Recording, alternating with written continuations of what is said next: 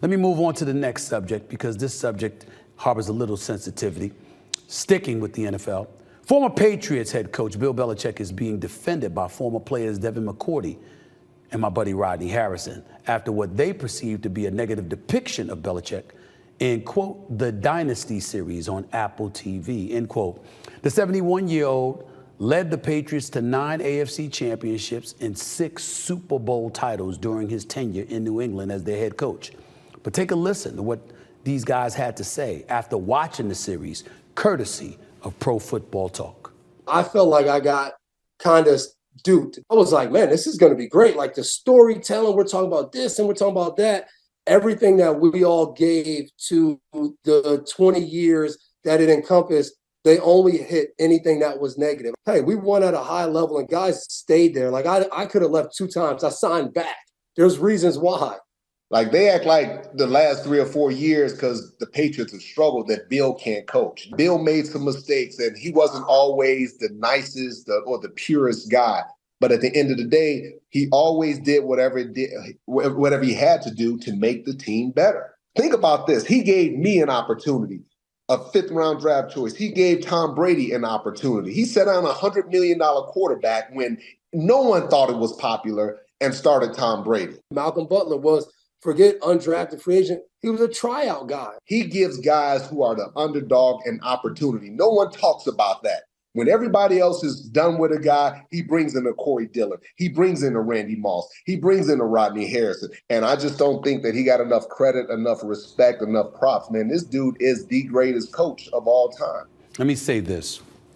I don't know McCourty that well, even though I've seen him on a couple of occasions. I thought he did a really good job on NBC Sunday Night Football this year, if I remember correctly. And Rodney Harrison I've known for years. It's one of my brothers. I love him dearly, and he's a brilliant football mind, and I got a lot of respect and love for him and what he's accomplished as a player. And when he speaks, I listen when it comes to football. If that's what they're saying, I'm rolling with them. But I want to make sure that everybody understands, including Rodney Harrison and Devin McCourty, what's transpiring with Bill Belichick. No one with sense knows or fails to know that Bill Belichick is the greatest coach of this generation and arguably the greatest coach of all time. Bill Belichick has proven his greatness. That is not to be questioned. That, in my opinion, is not why he's out of a head coaching job. He's out of a head coaching job because he's so brilliant and so accomplished. There's a new generation that has come in play. These are younger individuals that have dominion over football operations. They've waited a lifetime to get this opportunity. If you're a young brother in your 40s or your 50s or somewhere along those lines, you really think that Bill Belichick is going to listen to you? They don't believe that. They believe he's forgotten more football than they know. He's accustomed to being the boss. And because he's accustomed to being the boss, and he had no problem being truculent or acerbic or aloof at his pleasure, throughout his career in New England, their mentality is it's not going to be any different if we hand him the reins now. Why put ourselves in that situation?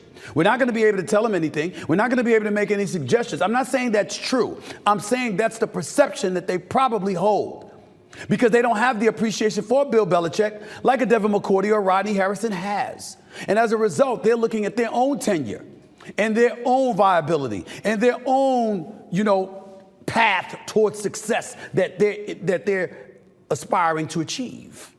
And their mentality is, I'm not taking that chance. I'm not bringing in somebody that you can't tell anything to, that's accustomed to being the boss, that's accustomed to running things, not just as a coach, but as a GM as well. They ain't trying to hear that. They're like, I'm looking out for my own future, and I'm not going to bring him in. Now, I'm going to tell you this. I don't blame those guys for that. If you're in Atlanta or some other franchise, here's who I do blame. The Dallas Cowboys should have hired Bill Belichick. Not that Mike McCarthy should have been fired because they lost a playoff game to Green Bay. None of that.